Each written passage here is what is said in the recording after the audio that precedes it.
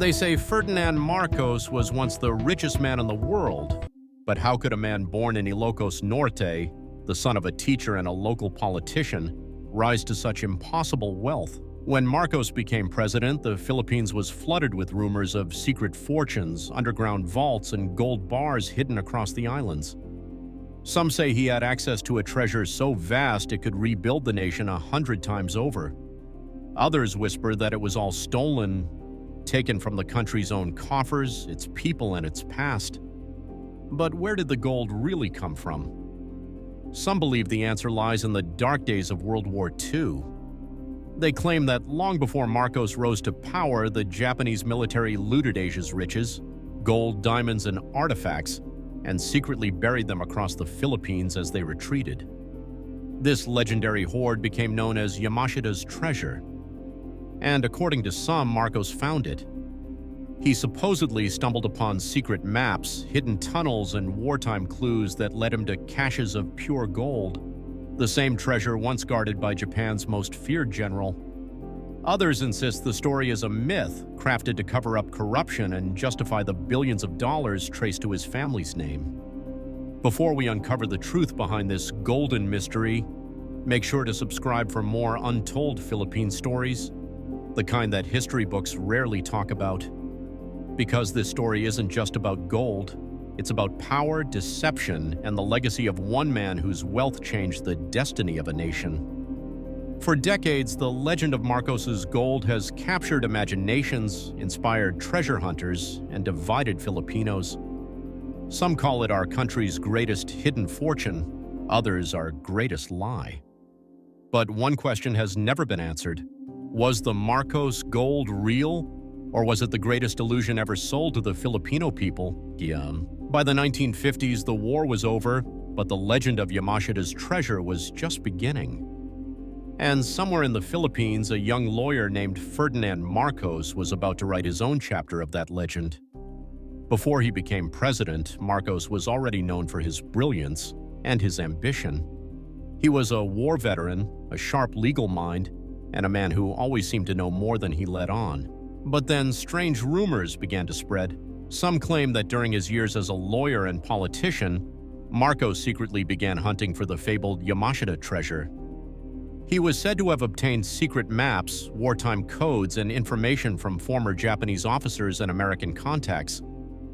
Others said he used local diggers and military men to locate the hidden gold, and that he actually found it. According to the legend, Marcos discovered one of the largest treasure sites, a vault filled with crates of gold bars, precious stones, and ancient artifacts, all sealed since World War II. Some versions claim he found only a few boxes. Others say he found entire underground chambers stacked with bullion, riches beyond imagination. If true, it would explain how Marcos, once a provincial lawyer, became a man of extraordinary wealth long before he entered Malacañang Palace. By the time he rose to power in the 1960s, he and his wife Imelda were already living lives of unimaginable luxury, palaces, jewelry, artworks, and foreign bank accounts. To the public, their fortune seemed impossible, but to those who believed in the legend, the answer was simple. Marcos had found the treasure. Over the years, whistleblowers, former allies, and treasure hunters have come forward with astonishing stories. They spoke of hidden gold shipments flown out of the Philippines, Swiss accounts used to store the wealth, and mysterious trust funds set up in foreign countries. Some even claimed Marcos tried to use the gold to influence world leaders and buy power beyond the Philippines. But not everyone believes the story. Skeptics argue that Marcos never found any treasure, that the gold was simply stolen from the Filipino people during his dictatorship. Billions of pesos disappeared from government projects, loans, and foreign aid, and when the Marcoses fled in 1986, investigators traced massive wealth hidden overseas, but the origin of that money was still unclear. Was it stolen? Was it treasure? Or was it both, a mix of myth and manipulation? Whatever the truth, Marcos himself never denied the existence of his gold. In interviews, he hinted at secret deposits, trust accounts, and gold certificates, as if daring history to uncover what really happened. But one thing was certain, By the time his rule ended, Ferdinand Marcos was one of the richest men in the world, and the mystery of his gold had become a legend that blurred the line between fact and fantasy. The story begins in the final desperate days of World War II. Japan's empire was collapsing and its soldiers were retreating from the Pacific. But before they left, legend says they carried with them the spoils of years of conquest, tons of gold, jewels, and artifacts looted from across Asia. From China's royal treasures to Burma's temple gold, everything was allegedly brought to one place, the Philippines, the perfect hiding spot for Japan's last secret fortune. The man at the center of it all was General Tomoyuki Yamashita, known as the Tiger of Malaya. He was feared by the Allies, respected by his men, and rumored to have been tasked with safeguarding Japan's stolen wealth. As the war turned against Japan, Yamashita's forces supposedly hid the treasure in a network of caves, tunnels, and underground chambers, from the mountains of Luzon to the forests of Mindanao. They sealed them with booby traps, concrete walls, and sometimes even the lives of soldiers who helped bury the gold, ensuring no one could ever find it.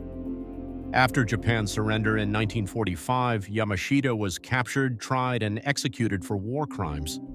He never revealed the location of the treasure, but the legend didn't die with him. It only grew stronger. Soon, strange discoveries began surfacing. Farmers digging wells claimed to find gold bars. American soldiers allegedly stumbled upon hidden tunnels filled with crates marked with Japanese symbols. Treasure hunters began arriving from around the world, armed with old maps, metal detectors, and dreams of fortune. But for every story of discovery, there were 10 more of disappointment. Some found nothing, others vanished mysteriously, and still the myth of Yamashita's treasure refused to fade. Over time, one name would become inseparable from this legend: Ferdinand Marcos. According to whispers, the young Marcos somehow got hold of secret documents and wartime maps that revealed the location of Yamashita's hidden gold. Some say he found just one vault. Others claim he uncovered dozens, enough to make him one of the wealthiest men on Earth. But there's a problem. No official record, no photograph, and no confirmed discovery has ever proven that the treasure was real. Historians call it a myth. Treasure hunters call it the ultimate challenge. And Filipinos, they call it a mystery that refuses to die.